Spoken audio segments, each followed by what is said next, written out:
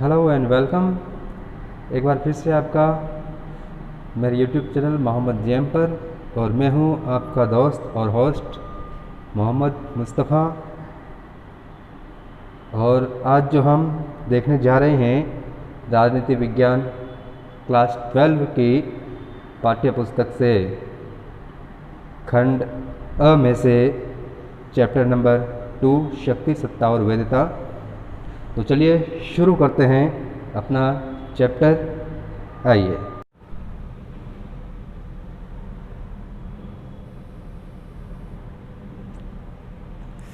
एक बार फिर से आपका स्वागत है मेरे यूट्यूब चैनल मोहम्मद जीएम में। और आज हम शुरू करने जा रहे हैं राजनीति विज्ञान क्लास 12 की पाठ्यपुस्तक से भाग ब के पहली इकाई के तीसरे चैप्टर शुरू करने जा रहे हैं। और वीडियो शुरू करने से पहले आपसे एक बार फिर से रिक्वेस्ट है, आप इस चैनल को सब्सक्राइब जरूर करें और वीडियो को लाइक करना ना भूलें। तो चलिए शुरू करते हैं। भारतीय संघीय व्यवस्था के आधारभूत तत्व, हमारा नया चैप्टर। तो सबसे पहली बात, इसमें संघीय शासन। संघीय शासन क्या होता है कि संघीय शासन में शासन या सत्ता की जो शक्तियाँ होती है, उन शक्तियों को विभिन्न स्तरों पर विभाजित कर दिया जाता है, विभिन्न स्तर पर वितरण कर दिया जाता है, यानी कि बांट दिया जाता है।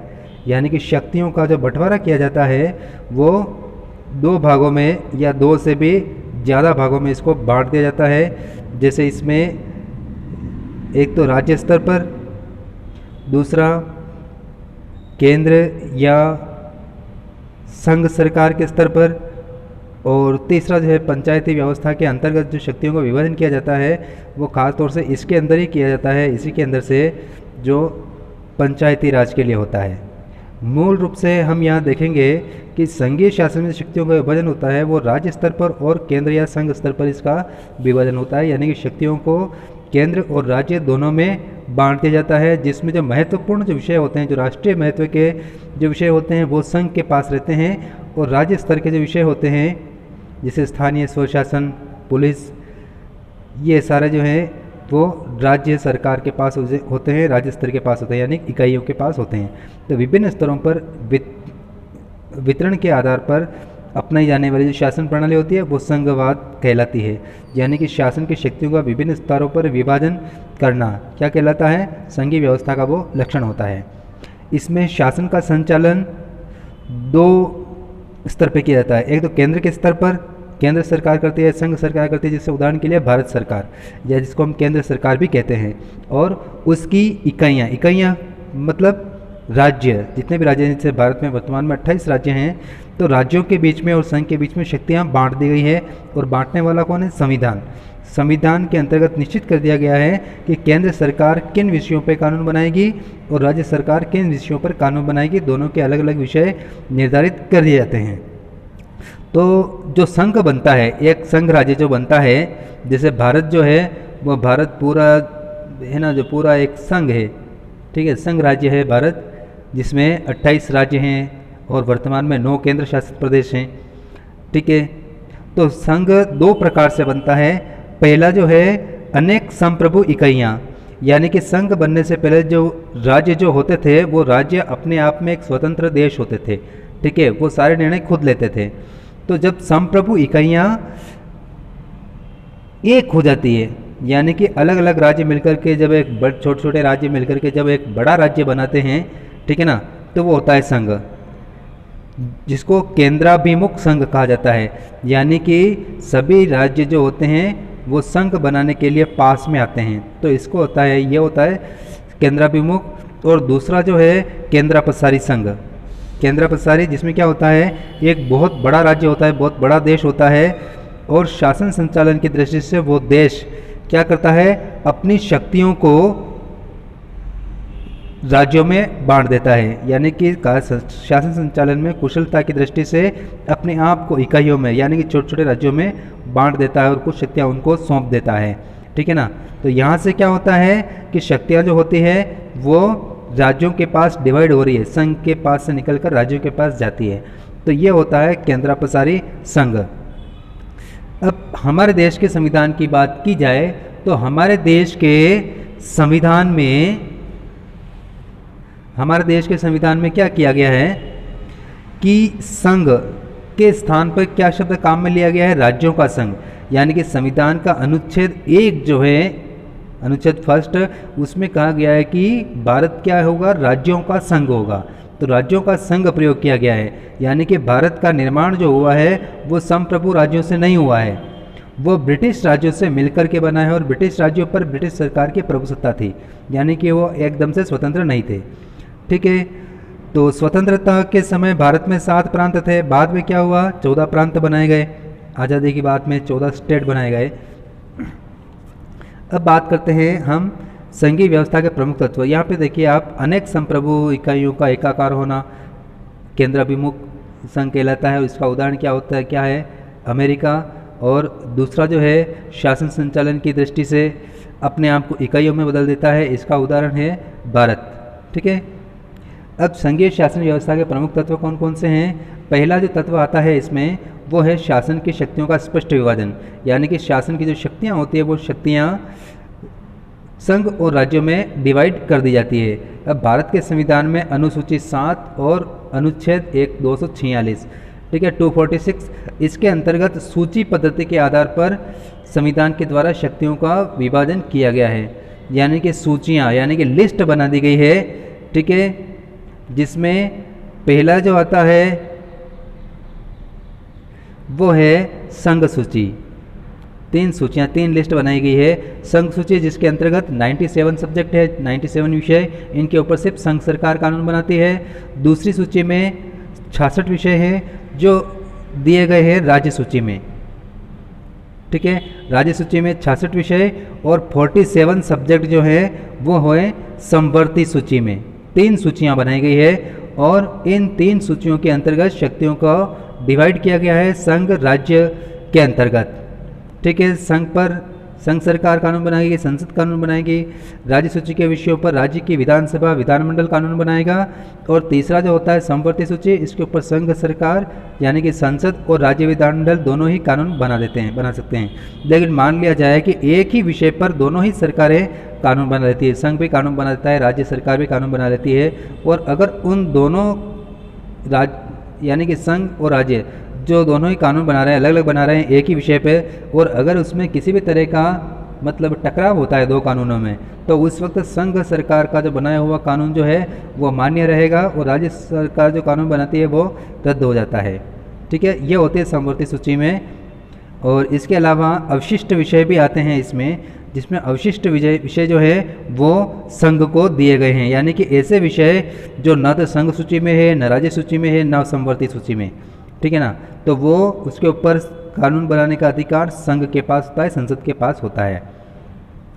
समवर्ती सूची के विषय पर केंद्र और राज्य अगर दोनों में विवाद की स्थिति उत्पन्न होती है, यानी कि एक ही विषय पे कानून बना दिया है और दोनों में टकराव हो गया है, दोनों एक दूसरे के खिलाफ जा रहे हैं, केंद्र और राज्य, तो ऐसे में राष्ट्रीय एकता को ध्यान में रखते हुए केंद्र का कानून वहाँ पे मान्य होगा और राज्य का कानून अपने आप खारिज हो जाएगा।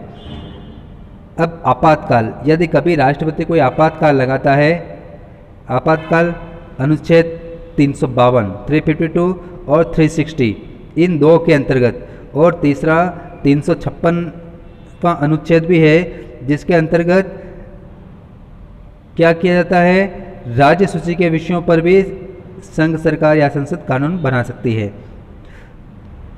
ठीक है, तो जब इस तरह की कोई आपात स्थिति आती है, ठीक है, तो संघ के विशेष दायित्वों की पूर्ति हेतु भी संघ की राज्यों पर सर्वोच्चता रहती है।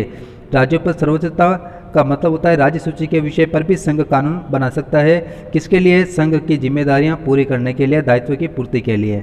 अगर उनको संघ सरकार को लगे कि राज्य सरकार उसकी बात नहीं मानेगी, राज्य सरकार हमारे खिलाफ जा सकती है, तो ऐसे में उस विषय पे संघ सरकार या संसद कानून बना सकती है। दूसरा जो इसका तत्व आता है निष्पक्ष और स्वतंत्र न्यायपालिका। संघीय शासन का एक प्रमुख तत्व होता है विधि के शासन की स्थापना करने के लिए, यानी कि कानून का शासन स्थापित करना। ठीक है, तथा केंद्र और राज्य के बीच में अगर कोई विवाद होता है, केंद्र सरकार यानी कि संघ सरकार और राज्य के बीच में कोई विवाद होता है, तो उन विवादों को शांतिपूर्ण तरीके से निपटाने के लिए, उसका समाधान करने के लिए क्या किया जाता है, और इसके साथ ही नागरिकों को निष्पक्ष न्याय मिले। ठीक है, इन तीनों उद्देश्यों की पूर्ति के लिए यानी कि पहला तो केंद्र और राज्य के बीच विवादों का शांतिपूर्ण समाधान, विधिक शासन की स्थापना हो, नागरिकों को निष्पक्ष न्याय मिले। इस दृष्टि से न्यायपालिका को यहाँ पे स्वतंत्र किया गया है, निष्पक्ष बनाया गया है, ताकि वो निष्पक्ष और स्वतंत्र रहते हुए न्याय प्रदान कर सके, वो किसी का भी पक्ष न ले। ठीक है, इसी आधार पर न्यायपालिका की स्थापना की जाती है। संविधान की सुरक्षा और संघीय ढांचे की सुरक्षा के लिए भी, संविधान की सुरक्षा यानी कोई भी सरकार, संघ सरकार और राज्य सरकार कोई भी अपनी मर्जी से, अपनी मनमानी से संविधान को ना बदल दे, ठीक है ना, संविधान को बदलने की कोशिश न करे, इसके लिए भी। और संघीय ढांचे यानी कि भारत में जो संघीय व्यवस्था है, उस संघीय व्यवस्था की सुरक्षा करने के लिए उसकी जिम्मेदारी भी न्यायपालिका की होती है। और उसका काम यही होता है कि वो मर्जी से, कोई भी राजनीतिक दल अपनी मर्जी से राजनीतिक फ़ायदा उठाने के लिए अपनी मर्जी से उसमें संशोधन ना कर दे, तो ये देखने का काम इसका होता है। और भारतीय न्यायिक व्यवस्था में शीर्ष पर कौन होता है? शीर्ष पर होता है सुप्रीम कोर्ट, सर्वोच्च न्यायालय। उसके अधीन विभिन्न राज्यों के अपने उच्च न्यायालय होते हैं, और उच्च न्यायालय से नीचे कौन कौन से न्यायालय होते हैं? जिला न्यायालय, सेशन कोर्ट होती है, खंड न्यायालय होते हैं, इस तरह से। तीसरी जो इसकी विशेषता होती है संविधान की सर्वोच्चता। संविधान, संघीय शासन वाले देशों में संविधान सर्वोच्च होता है। केंद्र और राज्य सरकारें दोनों ही अपनी शक्तियां संविधान से प्राप्त करते हैं, यानी कि संविधान ही उनको शक्तियां प्रदान करता है कि कौन सी सरकार किस विषय पे कानून बनाएगी। इकाइयों के पास अलग संविधान नहीं है। भारत की बात कर रहे हैं तो भारत में इकाइयों का अलग संविधान नहीं है। राज्यों के पास कौन कौन सी शक्तियाँ होंगी, राज्य का शासन किस प्रकार से चलाया जाएगा, वो सारी बातें एक ही संविधान में लिख दी गई है, इसलिए अलग संविधान की जरूरत नहीं रही।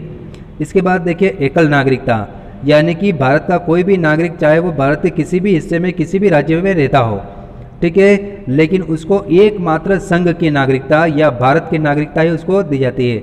यानी कि प्रत्येक नागरिक भारत का नागरिक है, ठीक है, ना कि किसी राजस्थान, गुजरात या किसी दूसरे देश का नागरिक है। ऐसा क्यों किया गया कि एक तो क्या है कि भारत की विशालता की वजह से, दूसरी बात विखंडनकारी संभावना को कम करना, यानी कोई भी नागरिक या कोई भी राज्य संघ से बाहर निकलने की कोशिश न करे, राष्ट्रीय एकता को तोड़ने की कोशिश न करे, लोगों में, जनता में राष्ट्रीय एकता बनी रहे, ठीक है, उनकी श्रद्धा एकमात्र भारत राष्ट्र के प्रति रहे, इसलिए एकल नागरिकता वाला सिस्टम अपने देश में लागू किया गया है। पांचवा देखिए राज्यसभा। केंद्रीय व्यवस्थापिका का एक सदन होता है। केंद्रीय व्यवस्थापिका क्या? संसद। संसद के दो सदन होते हैं, एक राज्यसभा और दूसरा लोकसभा। एक राज्यसभा होती है, दूसरी लोकसभा होती है। राज्यसभा उच्च सदन होता है, ठीक है। अपने यहाँ पे सिस्टम क्या किया गया है कि राज्यसभा में जो प्रतिनिधित्व होता है, ठीक है, वो जनसंख्या के आधार पर होता है, यानी कि जिस राज्य की जनसंख्या जितनी ज़्यादा होगी, राज्यसभा में मेंबर उतने ही ज़्यादा होंगे, ठीक है। जैसे कि भारत में उत्तर प्रदेश राज्य ऐसा है जिसकी जनसंख्या सबसे ज़्यादा है, 25 करोड़ के आसपास है, 20 करोड़ से ऊपर है, तो उत्तर प्रदेश से ज़्यादा सदस्य चुन करके जाते हैं, और सबसे कम सदस्य गोवा, सिक्किम जैसे छोटे छोटे राज्यों से, जहाँ की जनसंख्या बहुत ही कम है, ठीक है। जबकि जहाँ पे संघीय व्यवस्था होती है, शुद्ध संघीय व्यवस्था, वहाँ पर प्रत्येक राज्य को समान प्रतिनिधि भेजने का अधिकार होता है। जैसे अमेरिका में प्रत्येक राज्य से 2 प्रतिनिधि उच्च सदन के अंदर जाते हैं। अपने यहाँ पे ऐसा नहीं है, अपने यहाँ पे जनसंख्या के आधार पर है, जिसकी ज़्यादा जनसंख्या होगी उससे उसके ज़्यादा मेंबर्स राज्यसभा में जाएंगे, और यही लोकसभा में भी है। तो जनसंख्या के आधार पर प्रतिनिधित्व दिया गया है सभी राज्यों को राज्यसभा के अंदर। फिर राज्यपाल का पद, प्रत्येक राज्य का एक राज्यपाल होता है। कई बार क्या होता है कि एक राज्यपाल को 2 राज्यों का राज्यपाल भी बना दिया जाता है, जैसे कि राजस्थान गुजरात का या राजस्थान पंजाब का एक ही राज्यपाल है ना, इस तरह से। लेकिन वो क्या है, वो एक अस्थायी व्यवस्था होती है। अगर आपात स्थिति में किसी राज्य का राज्यपाल पद रिक्त हो जाए तो उस स्थिति में किसी दूसरे राज्य के राज्यपाल को उस राज्य का भार सौंप दिया जाता है। जैसे राजस्थान में राज्यपाल है, किसी कारणवश पंजाब के राज्यपाल का पद रिक्त हो गया, वहाँ कोई राज्यपाल नहीं है, तो जब तक नया राज्यपाल नहीं आता है तब तक पंजाब का चार्ज भी राजस्थान के राज्यपाल को दे दिया जाएगा। तो एक राज्य के 2 राज्यों का एक राज्यपाल भी हो सकता है, ठीक है ना, इसी आधार पर। तो संघीय व्यवस्थापिका का महत्वपूर्ण अंग होता है और राज्य में केंद्र सरकार का संघ का एजेंट होता है, वो एजेंट की तरह काम करता है राज्यों में केंद्र के। और राज्य सरकार के शासन की, राज्य के शासन की पल पल की जानकारी वो रखता है और केंद्र यानी कि संघ तक, राष्ट्रपति तक जो है वो सूचना उपलब्ध करवाता है कि राज्य में शासन व्यवस्था किस प्रकार से चल रही है। और ये जो होता है राज्य का संवैधानिक प्रधान होता है। संवैधानिक प्रधान का मतलब राज्य सरकार जो भी कानून बनाएगी, जो भी आदेश देगी, वो राज्यपाल के नाम से होगा। ठीक है, राज्यपाल नाम मात्र का होता है, लेकिन क्योंकि ये यहाँ पे केंद्र का एजेंट भी है, केंद्र की संघ की बहुत सारी जिम्मेदारियाँ राज्यपाल के ऊपर होती है, तो कई बार ये स्वतंत्र फैसले ले सकता है। ठीक है ना, लेकिन मूल रूप से एक संवैधानिक प्रधान होता है, यानी कि शक्तियाँ तो राज्य सूची के संबंध में सारी शक्तियाँ राज्यपाल को दी गई है, लेकिन उसके ऊपर कानून कौन बनाता है, वो राज्य का विधानमंडल बनाता है। मुख्यमंत्री ही सारे निर्णय लेता है, जैसे केंद्र में प्रधानमंत्री सारे निर्णय लेता है और राष्ट्रपति का पद क्या होता है, सिर्फ नाम मात्र का होता है, सिर्फ साइन करने के लिए, वो सिर्फ एक मोहर होता है, स्टाम्प होता है। सातवां जो है एकात्मकता का प्रभुत्व, यानी कि एकात्मकता यानी कि संविधान में एकात्मकता पर अधिक जोर दिया गया है, यानी कि ज़्यादातर शक्तियां केंद्र को सौंप दी गई है। जैसे पिछले पेज पर आपने देखा कि राज्य सूची, संघ सूची, दो सूचियां बनाई गई है, जिसमें संघ सूची के अंतर्गत कितने विषय हैं, 97। ठीक है, और राज्य सूची में, संघ सूची में 97, राज्य सूची में 66 विषय ही है, यानी कि शक्तियों के मामले में केंद्र का पलड़ा भारी है। तो इसका मतलब एकात्मकता की ओर झुका हुआ संघ है, ज़्यादा शक्तियाँ इसके पास है। फिर संवर्ती सूची में भी क्या होता है कि जब विरोध की स्थिति हो तो वहाँ पे संघ का कानून चलता है, राज्य का कानून नहीं चलता है।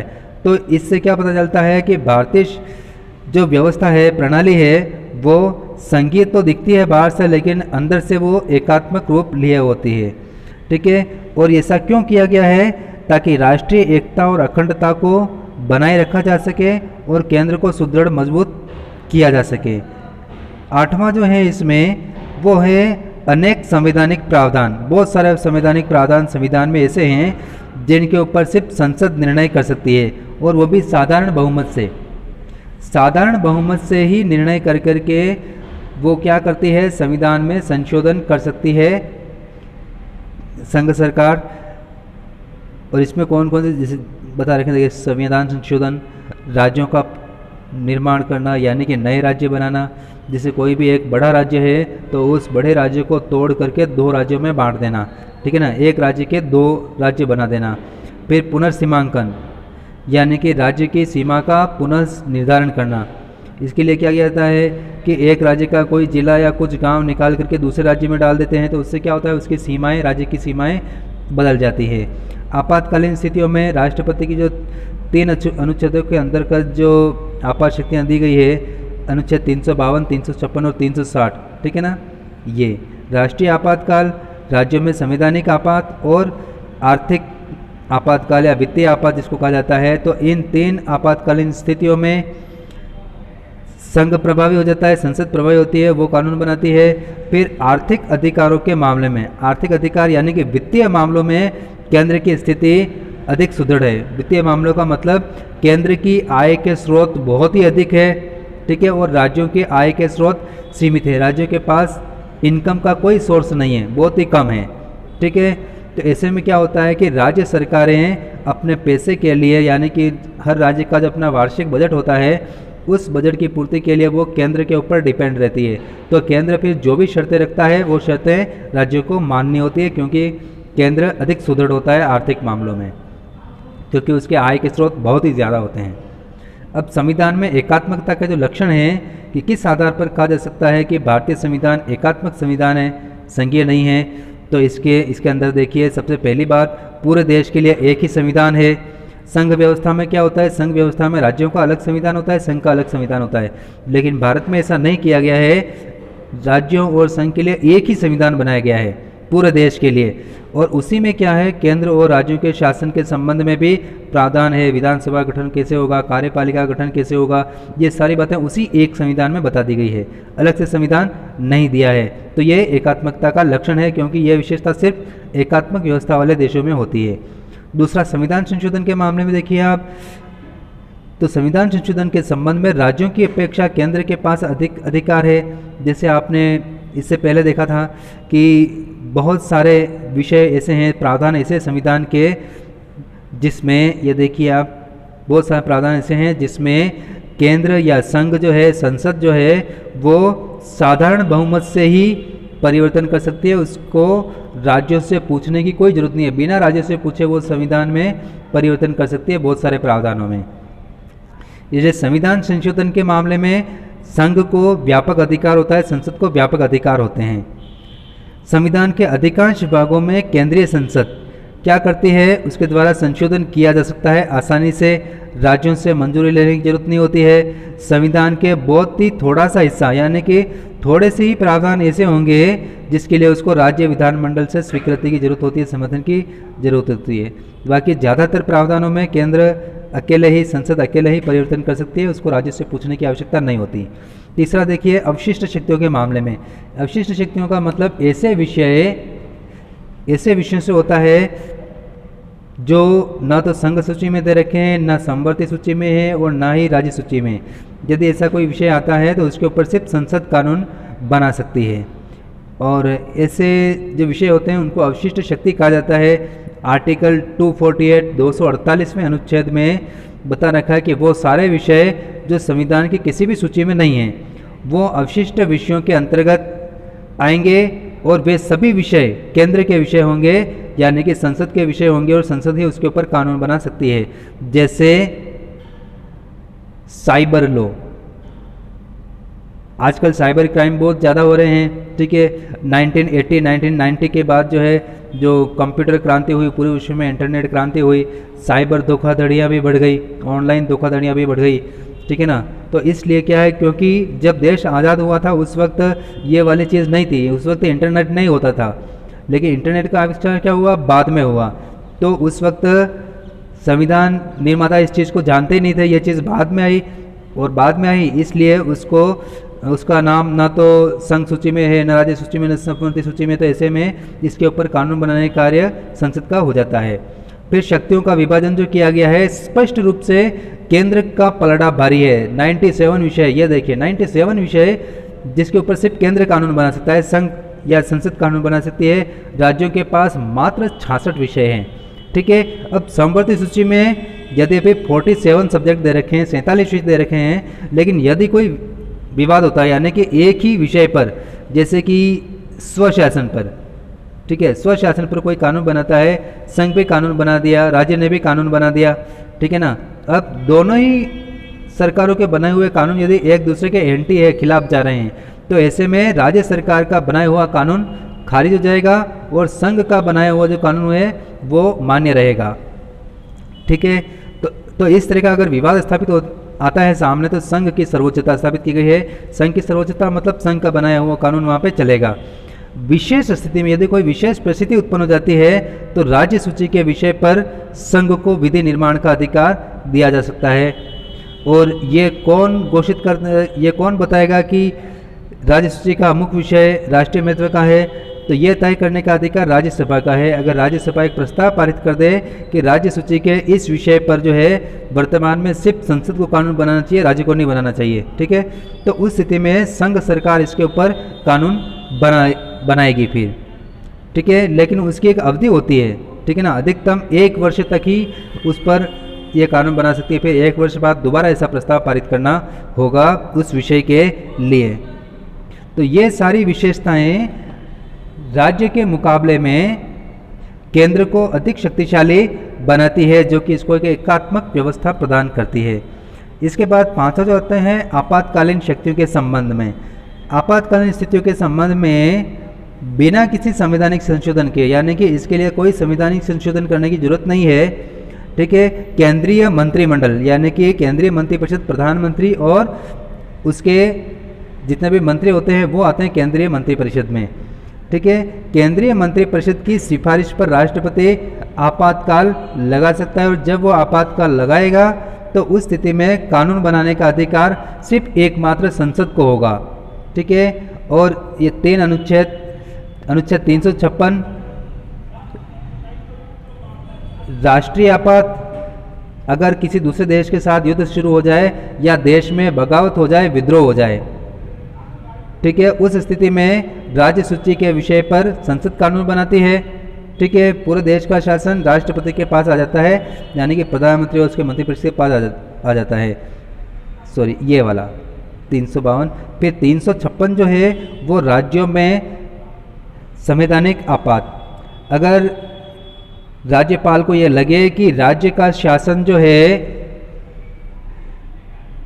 वो संविधान में जैसा लिखा हुआ है उस हिसाब से नहीं चल रहा है, तो ऐसे में वो एक रिपोर्ट बना करके क्या करता है, संघ को भेजता है और संघ उसके ऊपर विचार करके राज्य में संवैधानिक आपात की घोषणा कर सकता है। संवैधानिक आपात की घोषणा में क्या होगा कि राज्य की विधानसभा को बर्खास्त कर दिया जाएगा और सारा शासन फिर कौन चलाएगा, राज्यपाल चलाएगा।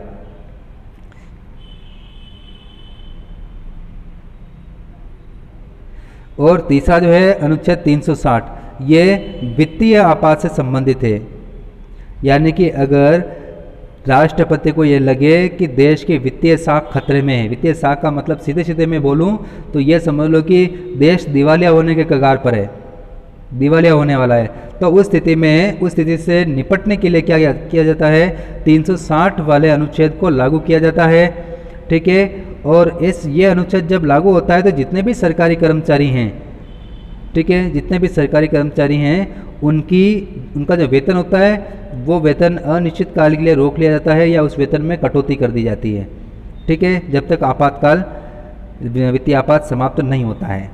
तो अपने देश में अनुच्छेद 352 लागू किया जा चुका है, कुल 4 बार लागू किया गया है।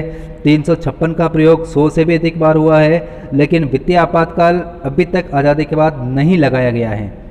ठीक है, तो इन परिस्थितियों में क्या होता है कि भारतीय संघीय व्यवस्था एकात्मक रूप धारण कर लेती है, यानी कि सारी शक्तियों पर नियंत्रण एकमात्र केंद्र या संघ का आ जाता है, संसद ही कानून बनाती है, सारे निर्णय राष्ट्रपति लेता है। फिर देखिए आप राज्यसभा में राज्यों का असमान प्रतिनिधित्व, जैसा कि इससे पहले हमने देखा था, इसी चैप्टर में अभी थोड़ी देर पहले देखा था कि राज्यसभा में जो राज्यों को प्रतिनिधित्व दिया गया है वो किस आधार पर है, जनसंख्या के आधार पर। प्रत्येक राज्य को जो उसकी जनसंख्या होगी उस जनसंख्या के आधार पर सदस्य भेजने का अधिकार होता है राज्यसभा में। और सदस्यों का चुनाव कौन करता है, विधायिका या राज्य की जो विधानसभा होती है वो विधानसभा सदस्य राज्यसभा के सांसदों का चुनाव करते हैं। जैसे राजस्थान से 10 राज्यसभा सांसद चुने जाते हैं और उत्तर प्रदेश से लगभग 70 सदस्य चुने जाते हैं। क्यों? क्योंकि उत्तर प्रदेश की जनसंख्या बहुत ही ज़्यादा है, 20 करोड़ से भी ज़्यादा है, इसलिए वहाँ से चुने जाने वाले सदस्य भी ज़्यादा हैं। और अपने यहाँ पे राजस्थान में कम है जनसंख्या, तो सदस्य भी कम है। जबकि संघीय व्यवस्था में क्या होता है, प्रत्येक राज्य को बराबर 2, 4, 5 जितना भी हो, हर राज्य को बराबर भेजने का अधिकार होता है, इसमें नहीं है। फिर एक एकल नागरिकता, संघीय व्यवस्था के दोहरी नागरिकता। संघीय व्यवस्था में 2 नागरिकता होती है लोगों के पास में, एक तो संघ की नागरिकता और दूसरा राज्य की नागरिकता, जैसे अमेरिका में है। अमेरिका में हर नागरिक के पास 2 नागरिकता होती है। भारत में इसके विपरीत क्या किया गया है, एकल नागरिकता अपनाई गई है।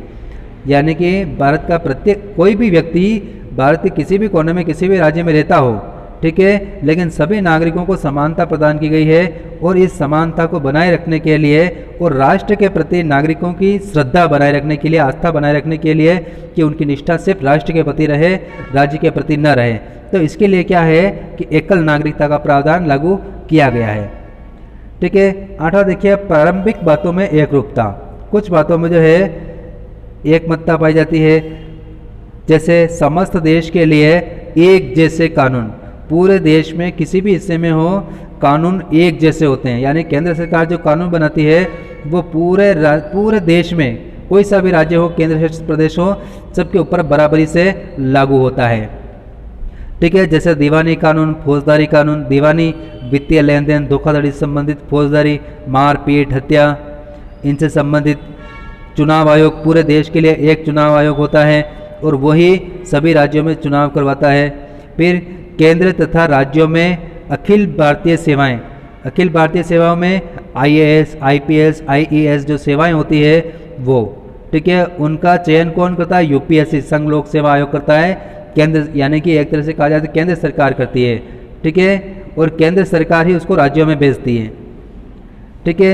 सदस्यों की भर्ती, ठीक है ना, अखिल भारतीय सेवाओं के सदस्यों की भर्ती, उनकी नियुक्ति केंद्र द्वारा की जाती है, लेकिन किस व्यक्ति को किस स्थान पर पोस्टिंग देनी है यह तय करने का अधिकार किसका होता है? राज्य सरकार के पास में होता है। अब देखिए आगे आप, एकीकृत न्यायिक व्यवस्था। एकीकृत का मतलब पूरे देश में एक जैसी न्याय प्रणाली स्थापित की गई है, एक जैसा कानून होता है, ठीक है। भारत में एकीकृत न्याय प्रणाली स्थापित की गई है जो एकात्मक व्यवस्था का लक्षण होता है। अमेरिका में क्या है? अमेरिका में वो प्योर संघीय देश है, ठीक है, एकदम विशुद्ध संघीय देश है, इसलिए वहाँ पर क्या है कि हर राज्य का अपना अलग सुप्रीम कोर्ट है। जितने भी राज्य हैं उतने सर्वोच्च न्यायालय वहाँ पे हाई कोर्ट है, और केंद्र के स्तर पर वहाँ पे फेडरल कोर्ट है, संघीय कोर्ट, संघीय न्यायालय।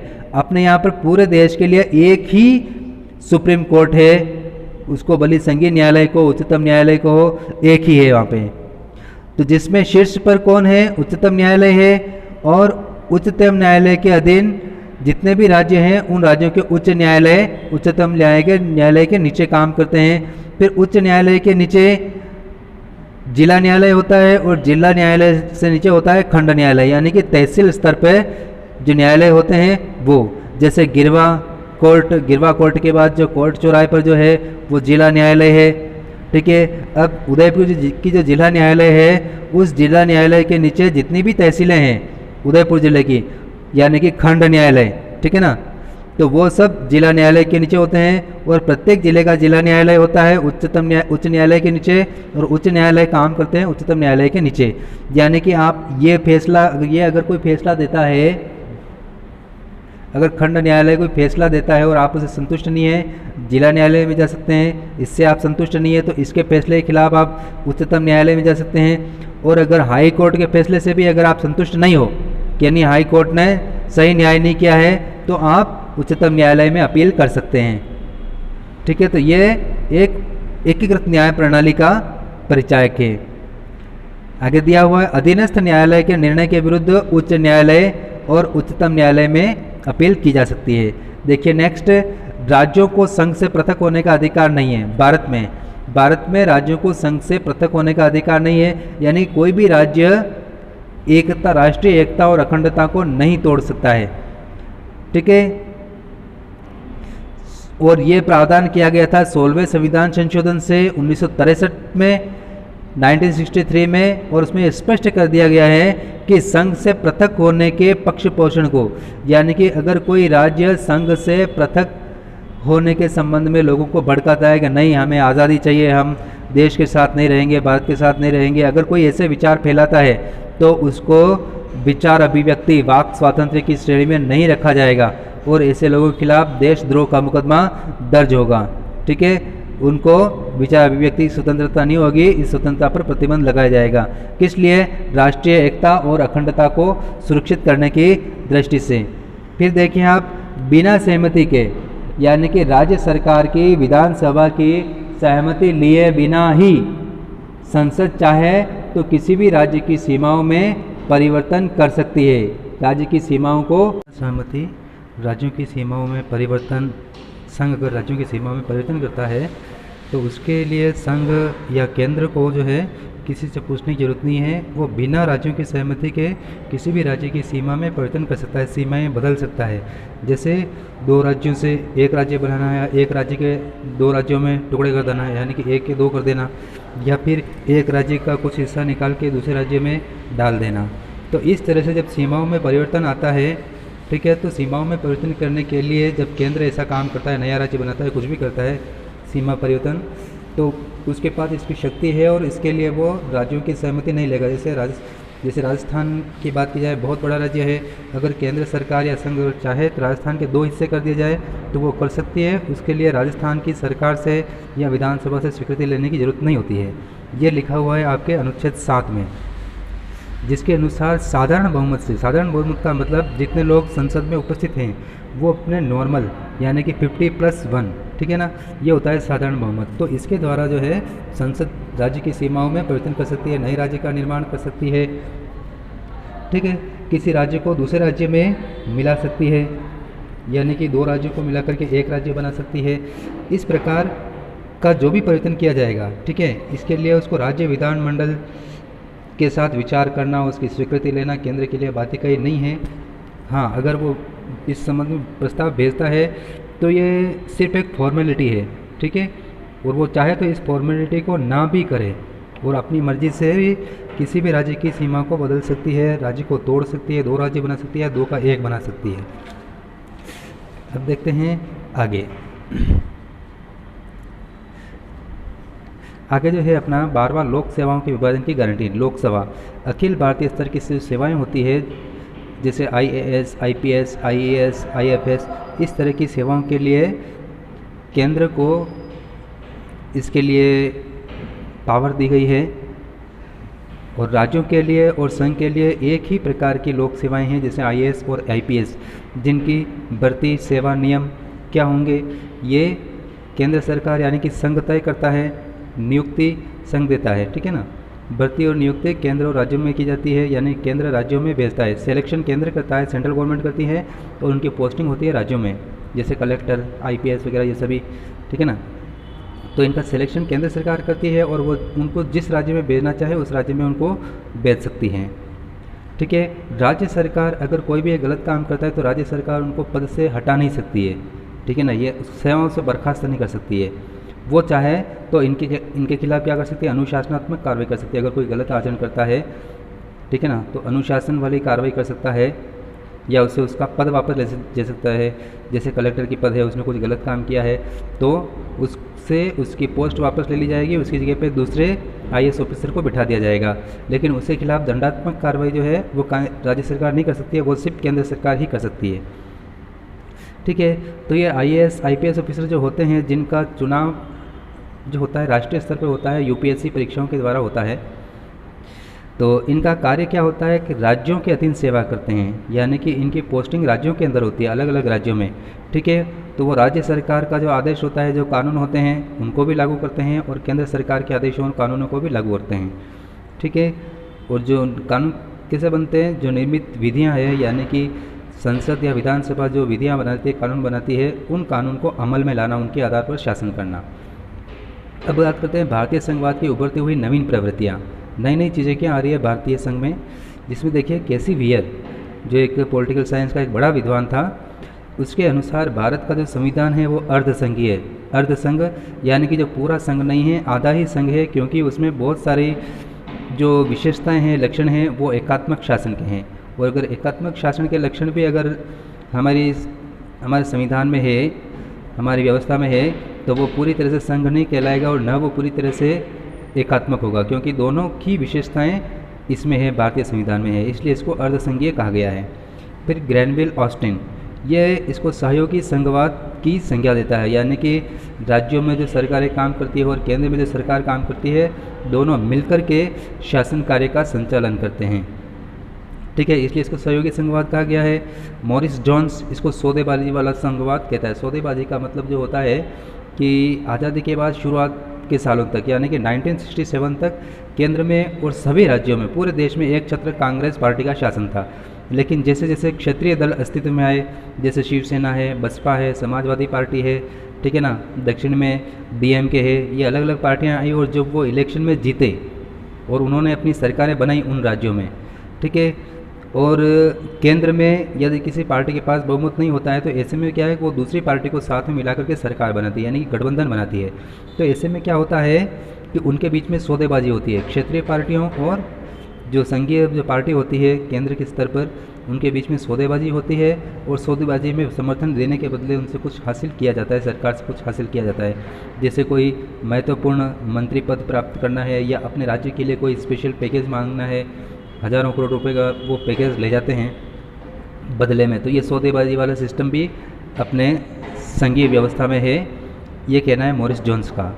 तो भारतीय संघ आगे बात करें तो विशुद्ध संघ नहीं है, क्योंकि पूरी तरह से संघीय व्यवस्था वाला देश नहीं है, बल्कि इसमें कुछ विशेषताएं एकात्मक की भी पाई जाती है, ठीक है, क्योंकि इसमें संविधान ने केंद्र को विशिष्ट परिस्थितियाँ, अगर कोई आपात स्थिति आ जाती है, संकटपूर्ण स्थिति आ जाती है, तो उसका सामना करने के लिए कुछ अलग से शक्तियाँ प्रदान की है, ठीक है, इसीलिए उसको अधिक शक्तिशाली बनाया है, एकात्मक स्वरूप प्रदान करने की कोशिश की है, जिसमें देखिए आप विधायी, कार्यकारी, न्यायिक और आपातकालीन शक्तियों के मामले में केंद्र की निर्णायक भूमिका होती है। यानी कि केंद्र के कानून, संसद के कानून पूरे देश के लिए बाध्यकारी होंगे। जो आदेश होगा राष्ट्रपति का वो पूरे देश पर लागू होगा। न्यायिक शक्तियाँ, न्यायिक शक्तियों के संबंध में भी एकीकृत न्याय व्यवस्था है अपने भारत में, ठीक है ना, और सर्वोच्च स्तर पर सुप्रीम कोर्ट होता है। ये भी मतलब एकात्मक व्यवस्था का लक्षण है। और आपातकालीन मामले, राष्ट्रपति की जो आपातकालीन शक्तियाँ हैं जो 3 अनुच्छेद के अंतर्गत संविधान ने उसको प्रदान की है। तो इन आपातकालीन शक्तियों के मामले में जो है, इन सभी चीज़ों की वजह से केंद्र की निर्णायक भूमिका होती है और उसका डिसीजन अंतिम होता है, और वो जो डिसीजन करते हैं वो राज्यों को मानना ही होता है, ठीक है। तो ये सारी बातें इसके संस्थागत केंद्रीकरण, यानी कि संस्थाओं का केंद्रीकरण, ठीक है, इस तरह से एक ही केंद्र जो है फिर वो शक्तिशाली बन जाता है। अब संघवादी स्वरूप में राज्यों की उचित भागीदारी के लिए, यानी कि संघीय व्यवस्था में राज्य भी विकास की प्रक्रिया में भाग लें, केंद्र सरकार को सहयोग करें, ठीक है ना, यानी कि संघ और राज्य सरकारें मिलकर के काम करें। तो इसके लिए राष्ट्रीय विकास परिषद की स्थापना की गई है। राष्ट्रीय विकास परिषद में योजना आयोग, जिसका अभी नाम नीति आयोग है, तो नीति आयोग के मेंबर्स होते हैं, ठीक है। फाइनेंस मिनिस्टर होता है, होम मिनिस्टर होता है। इसके अलावा सभी राज्यों के मुख्यमंत्री और महत्वपूर्ण मंत्री इसके सदस्य होते हैं और प्रतिवर्ष इसकी बैठकें होती है। इसके अलावा अंतर्राज्य परिषद, यानी इसी प्रकार की एक परिषद होती है जिसमें सभी राज्यों के मिनिस्टर्स इसमें भाग लेते हैं, ठीक है। ये इसकी व्यवस्था की गई है आर्टिकल 263 के अनुसार। संविधान का जो अनुच्छेद है 263, इसके अनुसार अंतर्राज्य परिषद की व्यवस्था की गई है। इसके अलावा क्षेत्रीय परिषदें, जैसे दक्षिण भारत की एक अलग परिषद हो गई, पूर्वोत्तर भारत की अलग परिषद हो गई, जिसमें पूर्वोत्तर हिस्से के और दक्षिण वाली परिषद में दक्षिण के राज्य ही शामिल होते हैं और उनके सामने विकास से संबंधित जो भी समस्याएं आती है उन समस्याओं को वो मिल करके विचार करते हैं। तो इनके गठन का प्रावधान किया गया है। अब बात करें स्वतंत्रता के बाद के प्रारंभिक वर्षों में, यानी मैंने अभी बताया था 1967 तक तो पूरे भारत में एक ही कांग्रेस पार्टी का शासन था, ठीक है, एक दलीय प्रभुत्व था, यानी कि एक ही दल की चलती थी। तो उस समय क्या केंद्रीकरण की प्रवृत्ति हावी रही थी और केंद्र में जो कांग्रेस पार्टी थी और राज्यों में, सभी राज्यों में भी कांग्रेस पार्टी का शासन था, तो वो जो फैसला लेते थे वो सब मान लेते थे। अब 1967 में पहली बार केरल में गैर कांग्रेसी सरकार बनी और उसको बहुत ही समस्याओं का सामना करना पड़ा और उसको हटा भी दिया गया था, ठीक है, सरकार को हटा दिया था दोनों में विवाद की वजह से। तो क्षेत्रीय दलों का विकास हुआ, ठीक है, और केंद्र राज्य विवाद का प्रारंभ हुआ। अब जो है आंख मूंद करके राज्य केंद्र के पीछे नहीं चलते थे और आज भी वो कई सारे मुद्दों पर दक्षिण भारत के जो राज्य हैं वो केंद्र सरकार की नीतियों का विरोध करते हैं और अधिक स्वायत्तता की वो मांग करते हैं। इसके अलावा त्रिभाषा फार्मूला में क्या होता है कि हिंदी और इंग्लिश के अलावा एक स्थानीय भाषा होती है जिसको लागू करने की बात कही गई थी केंद्र के द्वारा, लेकिन दक्षिण के राज्यों ने इसका विरोध किया कि हम हिंदी को अपने यहाँ नहीं चलने देंगे। तो इस तरह के जो विवाद शुरू हुए। इसके अलावा राज्यपाल कई बार अपनी मर्जी से फैसले ले लेता था या फिर वो केंद्र के दबाव में आकर के फैसला लेता था राज्यपाल। तो इन सभी की वजह से विवाद शुरू हुए केंद्र और राज्यों के बीच में। फिर इसके अलावा अंतर्राज्यीय नदी, यानी कोई भी ऐसी नदी जो एक से ज़्यादा राज्यों में बहती है तो उसके पानी के बंटवारे को लेकर के विवाद होना। तो इन विवादों की वजह से क्या है कि केंद्र राज्य के बीच में संबंध कई बार खराब भी हुए। अब 1989 के बाद साझा सरकार, यानी कि 1989 के बाद जितने भी आम चुनाव हुए संसद के, तो उसमें किसी भी एक पार्टी को बहुमत नहीं मिला। तो ऐसे में क्या है, बहुत सारे पार्टियों ने मिलकर के साझा सरकारों का निर्माण किया, यानी कि जैसे 272 सीटें होनी चाहिए सरकार बनाने के लिए संसद में किसी भी पार्टी के पास में। अगर वो 272 के आंकड़े तक नहीं पहुँचे, जैसे कांग्रेस के पास या बीजेपी जो भी पार्टी है, अगर उसको 272 सीटें नहीं मिलती है तो 272 का आंकड़ा पूरा करने के लिए वो क्षेत्रीय दल, जो छोटी छोटी पार्टियाँ होती है अलग अलग राज्यों में, ठीक है, उन पार्टियों को अपने साथ मिला करके साझा सरकार बनाते हैं, ठीक है। तो साझा सरकारों का दौर शुरू हुआ। अब साझा सरकार में जो क्षेत्रीय दल शामिल होते थे वो केंद्र को ब्लैकमेल करते थे कि आप हमारे लिए ये व्यवस्था करें या हमारे राज्य को ये पैकेज दें, ठीक है ना। और धमकी के अंदाज में कि अगर आप हमें ये सुविधा नहीं देते हैं तो हम अपना समर्थन वापस ले लेते हैं। ठीक है, इस तरह की धमकियाँ दी जाती थी। तो इस तरह से क्या है, केंद्र में कोई भी सरकार हो, भले कांग्रेस की हो, बीजेपी की हो, तो वो क्या है, कमज़ोर रहती है और वो फुल प्रूफ डिसीजन नहीं ले सकती इनके दबाव में आकर के, क्षेत्रीय दलों के दबाव में आकर के। इसलिए तो वर्तमान में अभी अगर आज के दौर में देखा जाए तो केंद्र यानी कि संघ में संघीय सरकार है वो बहुत ही मजबूत है, सुदृढ़ है, क्योंकि जो मुख्य दल है सत्ताधारी पार्टी में वो है बीजेपी। बीजेपी के पास अभी स्वयं के 272 प्लस मेंबर्स हैं। ठीक है, लेकिन क्योंकि इनका एक संगठन जो है एनडीए, नेशनल डेवलपमेंट जो भी है, ठीक है, तो उस गठबंधन के अंतर्गत बीजेपी भी है और दूसरी पार्टियां भी उसमें शामिल है। 12-13 पार्टियां और भाजपा मिलकर के केंद्र में सरकार चला रही है वर्तमान में, लेकिन जो चाहिए टोटल 272 उससे ज़्यादा सदस्य हैं अकेले बीजेपी के। इसलिए क्या है कि भाजपा जो है या जो प्रधानमंत्री जो है वो सख्ती से निर्णय ले सकता है और लागू कर सकता है। अगर 272 से कम होते तो उसको क्षेत्रीय दलों के सामने झुकना पड़ता। ठीक है ना, फिर भी वो राज्यों पर उचित ध्यान दे करके, यानी कि अभी वर्तमान में केंद्र मजबूत है लेकिन फिर भी ज़्यादा मतलब घमंड ना करते हुए वो राज्यों के डिमांड्स पर भी वो गौर करती है और उनकी समस्याओं के समाधान का प्रयास करती है। राजनीतिक आर्थिक स्वायत्तता प्रदान करने की कोशिश की जा रही है राज्यों को, राजनीतिक स्वायत्तता, आर्थिक स्वायत्तता प्रदान करने की कोशिश, यानी कि उनके आय के स्रोत बढ़ाने की कोशिश कर रहे हैं ताकि वो अपने खर्चे के लिए बार बार उसको केंद्र के सामने हाथ नहीं फैला सकते कि आप हमें ये सहायता दो, आप हमें इतने करोड़ का पैकेज दो। तो अब वो वैसा कम हो रहा है, आय के स्रोत धीरे धीरे बढ़ाए जा रहे हैं। केंद्र सरकार को जो आय होती है, इनकम होती है सालाना, उसमें राज्यों का जो हिस्सा होता है उस हिस्से को उचित बनाने की कोशिश की जा रही है। फिर जीएसटी की बात करें तो जीएसटी के द्वारा भी क्या हुआ, राज्यों के आर्थिक संसाधनों को सुदृढ़ करने का प्रयास किया जा रहा है। सीजीएसटी और एसजीएसटी दो तरह के टैक्स लगते हैं। सीजीएसटी केंद्र सरकार लगाती है, central goods and service tax, और state goods and service tax GST, SGST. तो इनके द्वारा जो है राज्यों के आर्थिक संसाधन बढ़ाने के प्रयास किए जा रहे हैं। केंद्र द्वारा शक्तियों के मनमाने प्रयोग, आगे जो मुख्य रूप से जो बात है कि केंद्र सरकार जब अगर शक्तिशाली होती है, केंद्र में एक ही पार्टी का बहुमत होता है, तब वो क्या है, अपनी शक्तियों का मनमाना प्रयोग करते हैं। ठीक है ना, खास तौर से विशेषकर अनुच्छेद 356 का प्रयोग करना। 356 में क्या होता है कि राष्ट्रपति राज्यपाल की सलाह पर राज्य के शासन को भंग कर सकता है और वहाँ पर राष्ट्रपति शासन लगा सकता है, यानी कि वहाँ की विधानसभा जो होती है उसको बर्खास्त कर सकता है।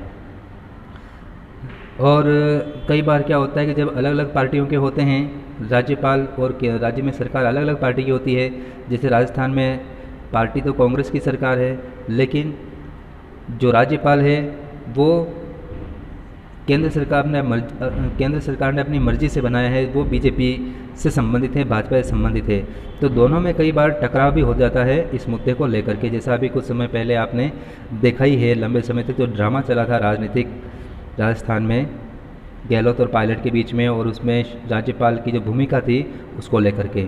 तो जब ईमानदारी से संविधान के अनुसार जब वो कार्य नहीं करता है राज्यपाल, और केंद्र की सत्तारूढ़ पार्टी के एजेंट के तौर पर अगर वो काम करना शुरू कर देता है, तो उससे जी क्या है, नाराज़गी पैदा होती है राज्यों में। तो इन सभी कारणों से क्या है कि अनुच्छेद 356 का जो गलत उपयोग किया जाता है, उसके दुरुपयोग न हो इसकी मांग जो है वो दक्षिण के राज्य कर रहे हैं, जिसमें राज्यपाल की नियुक्ति से पहले ये व्यवस्था करने की मांग कर रहे हैं कि सरकार पहले जो है राज्य सरकार से पूछे कि हम इस आदमी को जो है आपके राज्य का राज्यपाल बना रहे हैं, लेकिन ऐसा अभी तक हुआ नहीं है।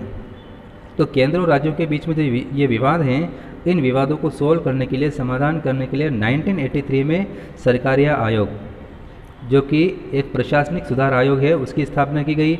और उस आयोग ने सरकार को, राष्ट्रपति को जो सुझाव दिए, ठीक है, जो प्रतिवेदन प्रस्तुत किया, उस प्रतिवेदन के द्वारा क्या किया गया है, केंद्र और राज्यों के संबंधों को मजबूत करने के लिए जो है इसने सुझाव दिए हैं। किसने? सरकारी आयोग ने सुझाव दिए हैं कि किस तरह से केंद्र और राज्यों के बीच में विवाद कम से कम हो और सहयोग एक दूसरे का सहयोग करके देश का और राज्य के शासन का संचालन करें। ठीक है, इसको प्रशासनिक सुधार आयोग भी कहा जाता है। तो कुछ संघवादी जो प्रवृत्तियां हैं, इसमें यूँ देखा जाए कि अगर केंद्र में अगर सत्तारूढ़ पार्टी जो होती है, अगर गठबंधन होता है तो सरकार फुल प्रूफ फैसले नहीं ले सकती है, डिसीजन नहीं कर सकती है, क्योंकि वो जो है हमेशा क्षेत्रीय दलों के दबाव में रहती है और उनकी मांगों के आगे झुकना पड़ता है। लेकिन अगर केंद्र में अगर एक ही दल की सरकार हो, ठीक है ना, एक ही दल के सदस्य ज़्यादा हों, जैसे लोकसभा में अगर बीजेपी के मेंबर ज़्यादा हैं, उनको फुल मेजोरिटी है उनको, ठीक है, 272 से भी ज़्यादा हो रहे हैं, तो ऐसे में सरकार सख्त निर्णय ले सकती है और उससे में राज्यों की इच्छा की वो परवाह नहीं करती है। और फिर राज्यपाल का पद, जिसका बार बार केंद्र सरकार दुरुपयोग करती है और राज्य सरकार को परेशान करना, काम में रोड़े अटकाने का कार्य किया जाता है राज्यपाल के द्वारा। तो इन सभी विवादों को समाधान के लिए ये सरकारी आयोग बनाया गया और इसने कुछ सुझाव दिए जिससे कि दोनों के बीच में सामंजस्य, केंद्र और राज्य के बीच में सामंजस्य बना रहे। और इसके साथ जो है आपका ये चैप्टर भारत में संघीय व्यवस्था वाला जो है वो समाप्त होता है। और जल्दी ही हम फिर से मिलेंगे नेक्स्ट चैप्टर के वीडियो में। तब तक के लिए आपसे इजाज़त लेना चाहता हूँ।